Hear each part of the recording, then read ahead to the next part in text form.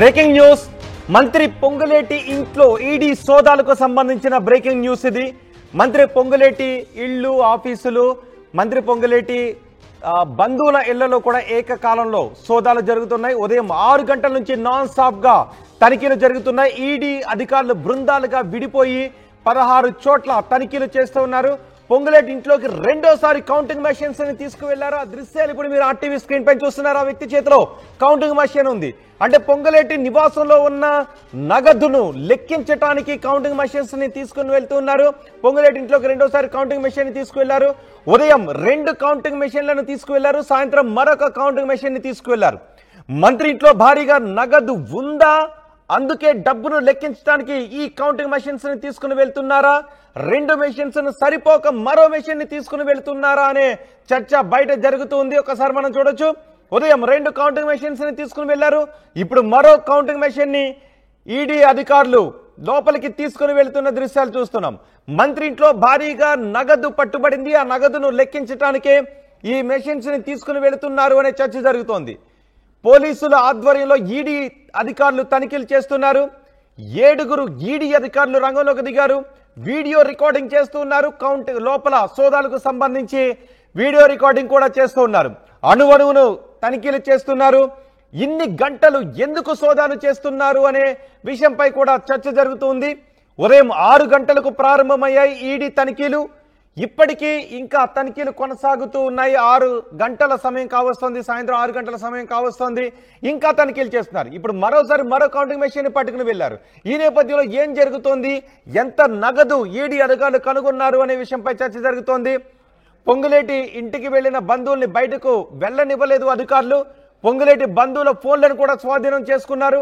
పొంగులేటి ఇంట్లోనే ఖమ్మం ఎంపీ రఘురామరెడ్డి కూడా ఉన్నారు. ఒకసారి పొంగులేటి నివాసం దగ్గర నుంచి పూర్తి సమాచారం అందించడానికి మా ప్రతినిధి మధు సిద్ధంగా ఉన్నారు.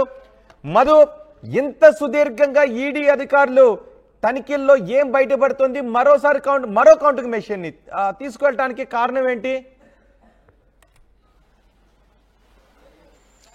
ఎగ్జాక్ట్లీ మొత్తం పొంగులేటి నివాసం లోపలికి 3 కౌంటింగ్ మిషన్లను తీసుకెళ్లారు. మనీ కౌంటింగ్ మిషన్లను. అవి సాధారణంగా పెద్ద పెద్ద బ్యాంకుల్లో, తర్వాత భారీగా నగదును కౌంటింగ్ చేయడానికి తీసుకెళ్తున్నటువంటి క్యాష్ మిషన్లు సాధారణంగా కూడా లేవు. చాలా పెద్ద ఎత్తున క్యాష్ ని కంటిన్యూగా నాన్ స్టాప్ గా కౌంటింగ్ చేయడానికి వాడేటువంటి చాలా అత్యాధునికమైనటువంటి కౌంటింగ్ మనీ మిషన్స్ అవన్నీ కూడా లోపలికి తీసుకెళ్లారు. మొత్తం 3 మిషన్లలో ఒక మిషన్ ఖరాబ్ కావడంతో మళ్ళీ రిటర్న్ తీసుకొచ్చి దాన్ని బయటికి తీసుకెళ్లారు. ఉదయం నుంచి విస్తృతంగా సోదాలు చేస్తా ఉన్నారు. పొంగులేటి నివాసంలో మొత్తం 7 ఈడీ అధికారుల బృందం స్థానిక పోలీసులతో వీడియో రికార్డింగ్ సాక్ష్యం ఆధారంలో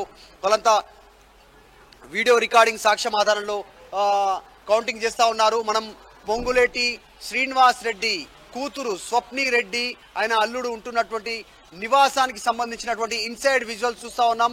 పోలీస్ సిబ్బందితో పాటు సెంట్రల్ ఫోర్సెస్ ఇక్కడ ఉన్నాయి. పైన ఉన్నటువంటి ఒక్కసారి నివాసం తలుపుల వైపు చూస్తే ఉదయం నుంచి తలుపులు తెరవలేదు. వచ్చిన ప్రతి వ్యక్తి లోపలికి వెళ్తా ఉన్నారు. బయటికి రానటువంటి సిచ్యువేషన్ ఉంది. ఈడీ అధికారులు లోపలికి వెళ్ళినటువంటి వారిని బయటికి అనుమతి ఇవ్వట్లేదు. అక్కడే వారిని ఉంచుతున్నారు. వచ్చిన వారి ఫోన్లు తీసేసుకుంటున్నారు, స్వాధీనం చేసుకుంటున్నారు. దానికి సంబంధించినటువంటి ఎప్పటికప్పుడు పంచనామా చేస్తా ఉన్నారు. వచ్చినటువంటి వారి ఫోన్లు స్వాధీనం. సుదీర్ఘ ఆపరేషన్ లో ఏం బయటపడుతోంది? పొంగులేటికి సంబంధించిన కార్యాలయాలు, పొంగులేటి సంబంధించిన బంధువుల ఇళ్లలో ఏం దొరుకుతున్నాయి?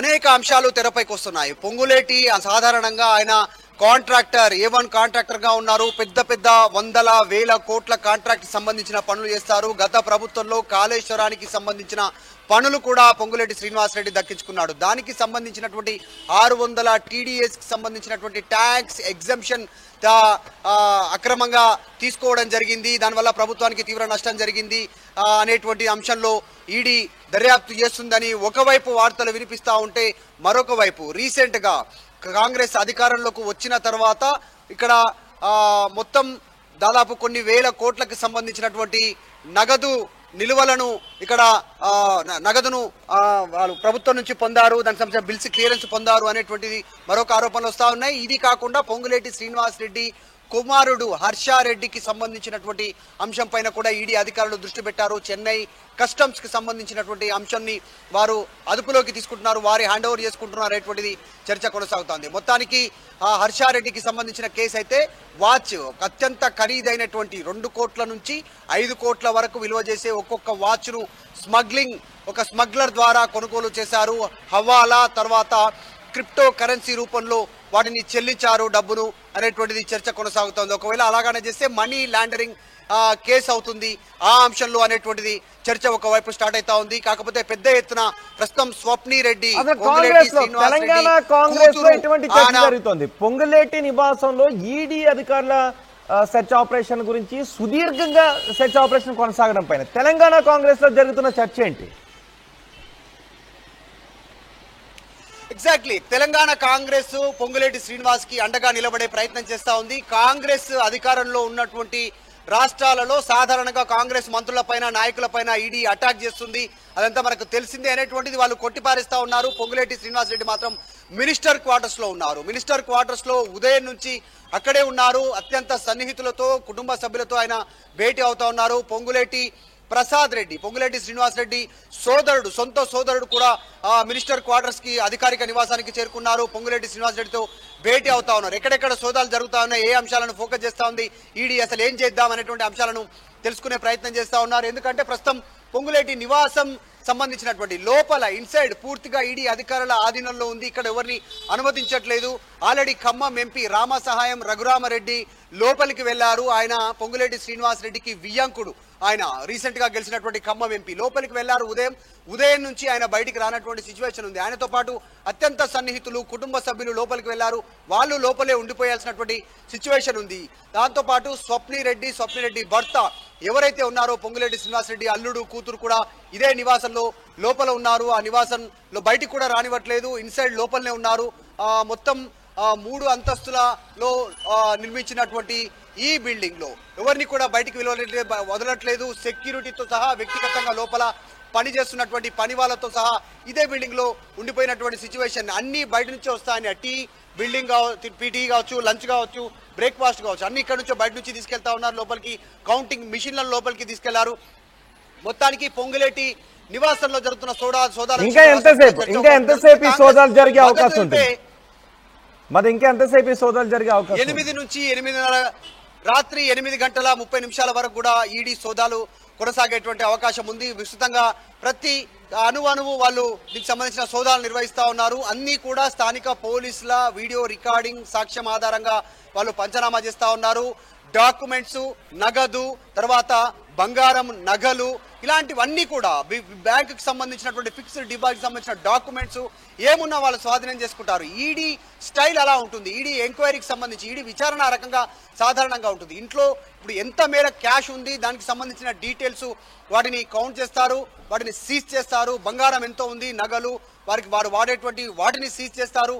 ఇంకా ఇతరత్ర విలువైన వస్తువులు, వెండి కావచ్చు, డైమండ్ సంబంధించినటువంటి వస్తువులు కావచ్చు, ఇంటి పత్రాలు, ఫిక్స్డ్ డిపాజిట్, ఏ బ్యాంకుల్లో ఎఫ్డీలు ఉన్నాయి, లాకర్లు ఎందులో ఎన్ని బ్యాంకులో లాకర్లు ఉన్నాయి, వాటన్నిటికీ సంబంధించిన వివరాలు తెలుసుకుంటారు. ఒకవేళ వారు చెప్పిన వివరాలని నమోదు చేసుకుంటారు. చెప్పనటువంటి వాటిపైన కూడా ఫోకస్ చేస్తుంది ఈడీ. ఒక్కసారి దర్యాప్తు మొదలు పెట్టిందంటే ప్రతి అంశం పైన చాలా క్షుణ్ణంగా ఫోకస్ చేస్తారు. కాబట్టి ఈడీ అధికారులు ఫోకస్ చేస్తున్నారు. త్వరలోనే ఈడీ అధికారులు అధికారికంగా ఏమేమి సీజ్ చేస్తారు, ఏమేమి దీంట్లో వాళ్ళ దర్యాప్తులో ఏమేమి తేలింది అనేటువంటిది ఒక ప్రెస్ నోట్ విడుదల చేసేటువంటి అవకాశం ఉంది కొద్దిసేపట్లోనే.